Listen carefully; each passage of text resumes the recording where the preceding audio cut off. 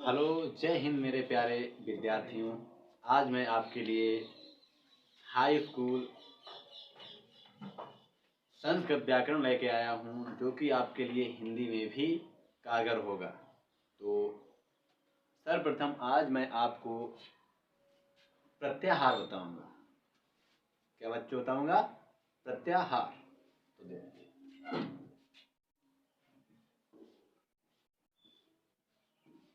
प्रत्याहार और ये किसके अंतर्गत आते हैं? महासर सूत्र। तो हम पहले महस्वर सूत्र देख लेते हैं। क्या? महस्वर सूत्र। तो सर्वप्रथम महासर सूत्र देखते हैं। तो बच्चों, यदि आपको संधियां अच्छे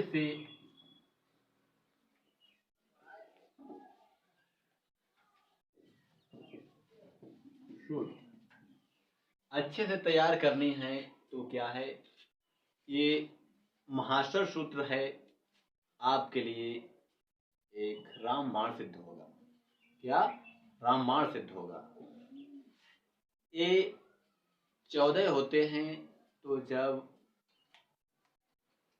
शिव जी ने तांडव नृत्य किया था तो उनके डमरू से ये 14 सूत्र निकले थे। उन्हें ही क्या कहा जाता है? महासर सूत्र। और इन्हीं से क्या है बच्चों, 42 प्रत्याहार बनते हैं। तो सर्वप्रथम हम देखते हैं कि महासर सूत्र क्या होता है। महासर सूत्र क्या होता है? तो देखिए,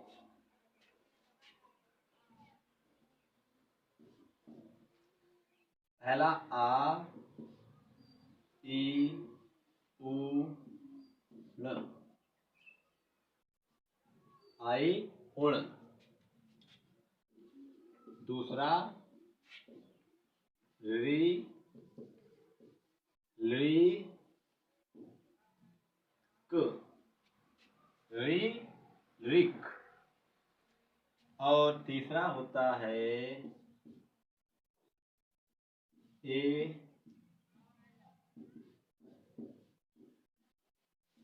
ओंग, ए ओंग। चौथा होता है बच्चों ऐ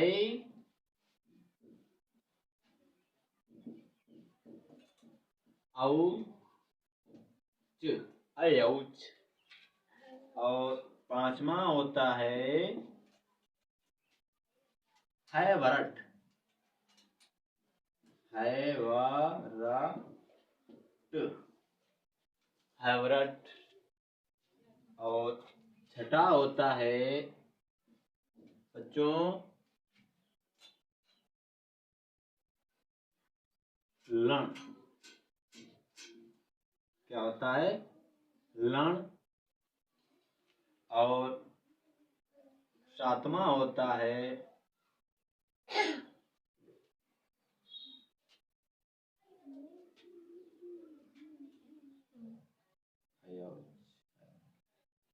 य व अ ळ न मु, यम वर्णम, यम वर्णम। आठवां होता है झभय, झ भ य, झभय। और नववां होता है घा, घ ढ ध और श, श। ज ब ग ड द श, जब गडदश। और 11वां होता है ख ह थ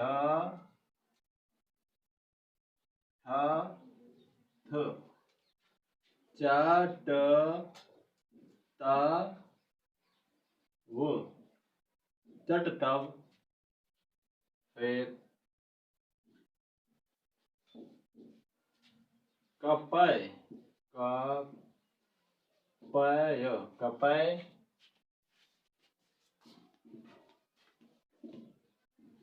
श स र र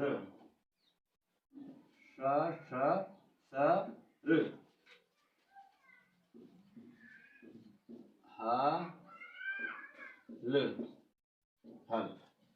तो मेरे प्यारे बच्चों, ये 14 महाश्वर सूत्र होते हैं।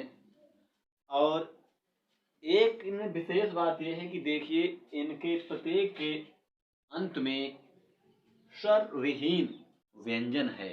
स्वर विहीन अर्थात जिसके पीछे हलंत लगा हुआ है, ये क्या होता है? स्वर विहीन प्रत्याहार होता है, स्वर विहीन अक्षर होता है। तो जब हम प्रत्याहार बनाते हैं तो बच्चों इस हलंत्यम वर्ण की काउंटिंग नहीं करते हैं। देखिए, एक सूत्र होता है हलंत्यम, उसका क्या होता है? उपदेशे अंतिम हलिस्यात्। इसका तात्पर्य है कि जो उपदेश अवस्था में अंतिम वर्ण होता है उसकी बच्चों काउंटिंग, उसे गिना नहीं जाता है, गिना नहीं जाता है। और उसकी हलंत्यम मतलब इत संज्ञा होती है। क्या होती है? इत संज्ञा होती है। तो इसके देखिए प्रत्येक के अंत में हलंत्यम लगा है। तो क्या होगा जब हम प्रत्याहार बनाएंगे? तो इसकी क्या है, हम बच्चों काउंटिंग कतई नहीं करेंगे, काउंटिंग अर्थात इसे कतई नहीं जोड़ेंगे। तो एक बार फिर रिवाइज कराते हैं। आ ई उण रील री लिक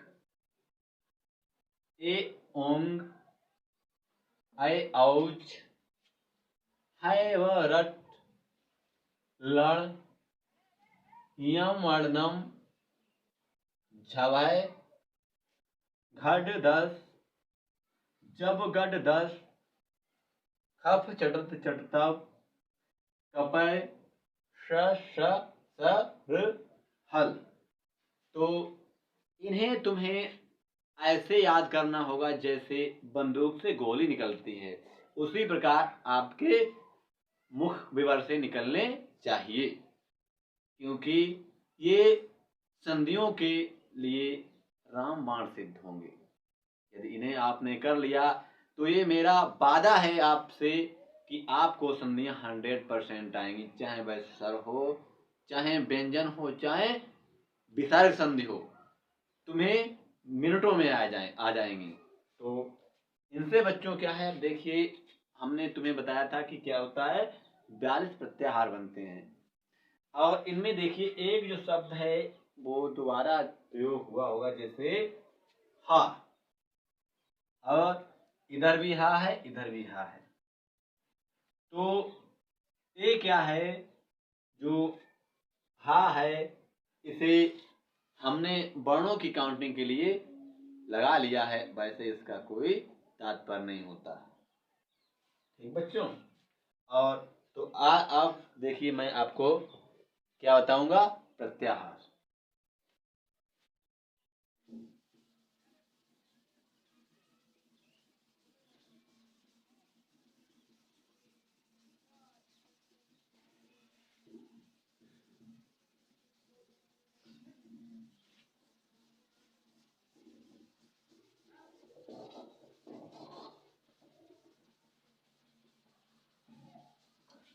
देखिए बच्चों, प्रत्याहार जो होते हैं वो कितने होते हैं? 42। तो पहले हेडिंग डाल लीजिए, मोटा मोटा प्रत्याहार।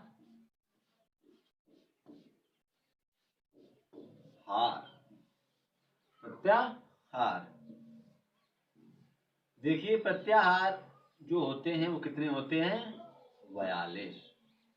इन 14 महास्वर सूत्रों से 42 प्रत्याहार बनते हैं। और देखिए प्रत्याहार क्या होता है, आपको रटने की कतई जरूरत नहीं है, इन्हें केवल समझना है। तो आप केवल समझिए, हम जैसे बताएं बस उस पर ध्यान दीजिए, आपको कतई रटना नहीं पड़ेगा। तो देखिए पहला अच, अच प्रत्याहार।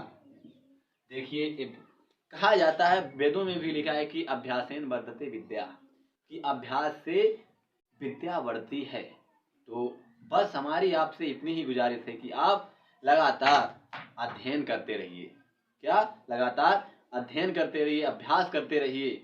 ये कठिन से कठिन कार्य क्या होता है, अभ्यास से सरल हो जाता है। तो देखिए प्रत्याहार, देखिए जो अंतिम वर्ण होता है इसका केवल प्रत्याहार बनाने के लिए केवल ये सहायक होता है, इसकी काउंटिंग नहीं करते हैं। तो देखिए क्या होता है कि आ से लेकर होता है चा तक कौन कौन से वर्ण होंगे। एक सूत्र होता है प्रत्याहार विधायक सूत्र, आदित्यन संहिता। देखिए एक बताता है कि जो हमारा आदि वर्ण है, आदि माने पहला वाला जो आदि वर्ण, ठीक, आदि वर्ण और अंतिम वर्ण, आदित्यन संहिता कि अंतिम वर्ण अपने और, ठीक, अपने और आदि वाले शब्दों के, आदि वाले शब्दों के, सॉरी शब्दों नहीं, वर्णों के बीच का बोधक होता है। अंतिम वर्ण जो होता है वो पूर्व वर्ण और बीच वर्ण का बोधक होता है। तो देखिए आ है, ये क्या है, हमारा आदि वर्ण है। क्या है? आदि वर्ण। तो देखिए अब हम क्या करते हैं, देखिए महास्वर सूत्र मैंने आपको लिखवाया, उसमें देखिए आ से लेकर चा तक जाइए। देखिए आ, ई, उ और ड़ा, तो हमने आपको बताया जो अंतिम जो वर्ण होता है हलंत वाला, इसमें इसका प्रत्याहार में हम इसे प्रत्याहार में हम नहीं जोड़ते हैं, इसलिए इसे हटा देते हैं कुछ देर के लिए, ठीक। और फिर इसके बाद कौन सा था, री, ली और गा। अभी मैंने बताया था नहीं बच्चों, कतई नहीं, इस का इसमें प्रयोग कतई नहीं होगा।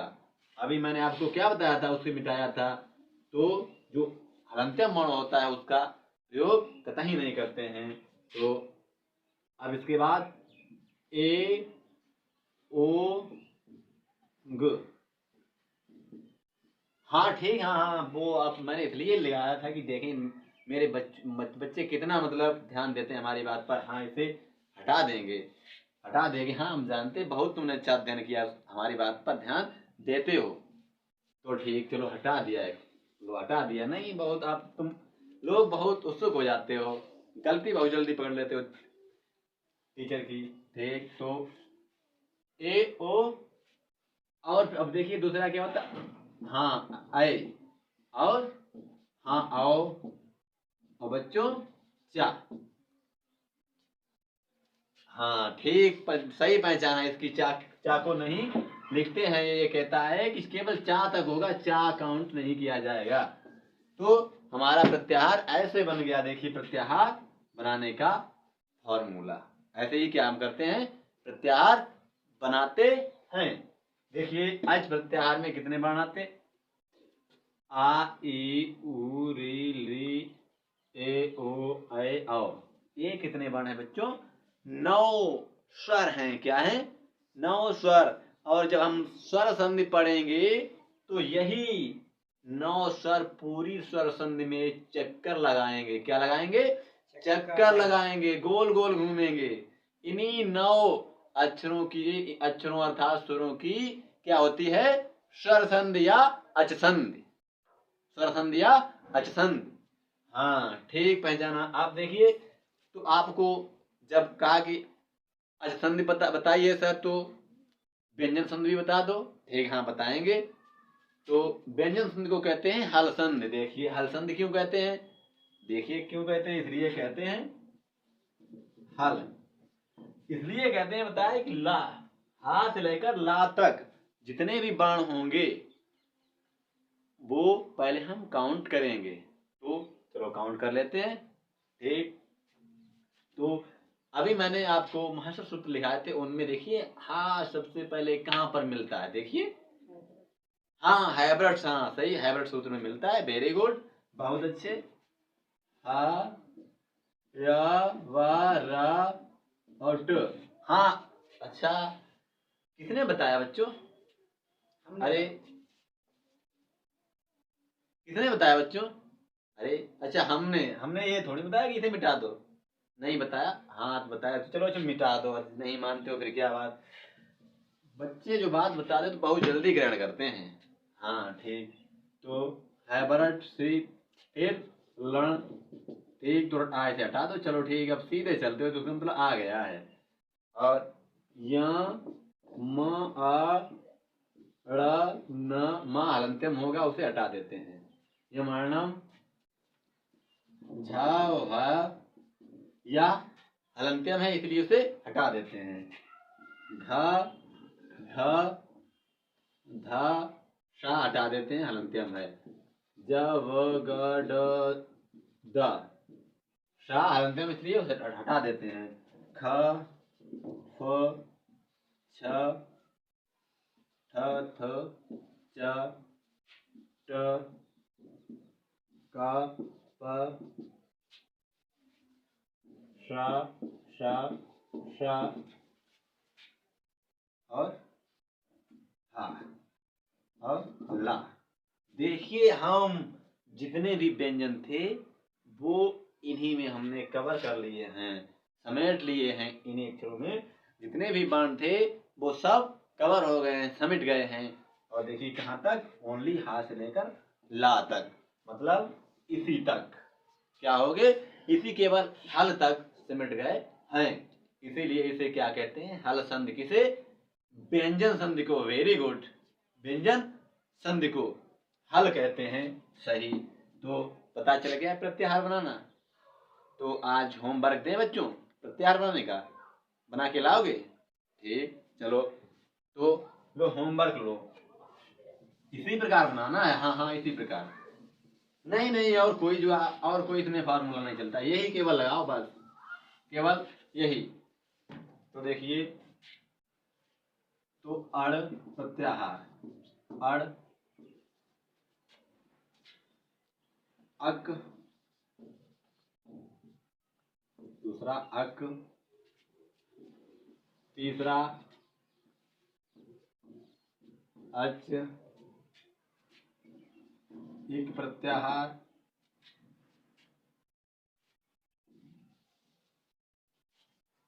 जस प्रत्याहार, झस प्रत्याहार, झल प्रत्याहार,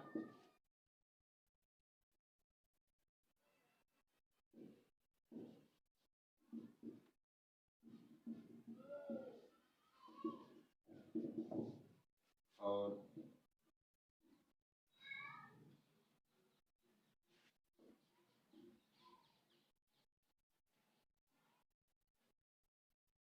सर प्रत्याहार, खर प्रत्याहार, चर प्रत्याहार। इतने तुम्हें क्या है बच्चों होमवर्क के लिए हैं। और आज के लिए क्लास यहीं पर समाप्त होती है। जय हिंद प्यारे बच्चों, जय हिंद मेरे प्यारे बच्चों।